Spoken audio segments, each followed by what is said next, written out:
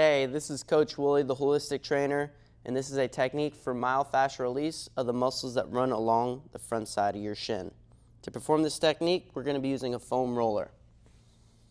With the foam roller on the ground, I'm going to move my hands over the top of the foam roller, and I'm going to place one leg on top of the roller, starting right below my knee, and I'm going to shift my weight slightly so I have the weight towards the outside portion of my shin. I don't want to be directly on the center for this release. I want to shift my weight slightly so I have the roller on the outside portion.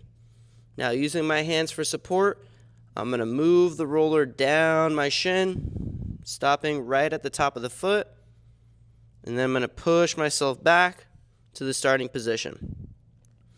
I can start with more weight on my hands and more weight on my other leg, especially if this is very uncomfortable.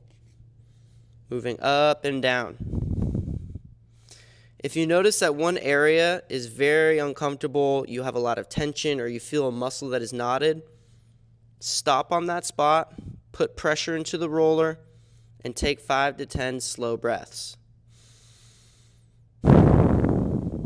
Then continue with the technique, moving up and down. Anytime you find one of those areas of high discomfort or a knotted muscle, stop on that spot specifically, put as much pressure into it as is bearable, and take 5 to 10 slow breaths. Then perform the same technique on the opposite leg. And you want to notice if one side has more tension or more discomfort than the other. You may notice here I'm getting a little bit of a different technique. I'm raising my hips. This allows me to put more pressure into the roller. If this is too uncomfortable or you don't have the shoulder strength to do this, just stay lower down towards the ground.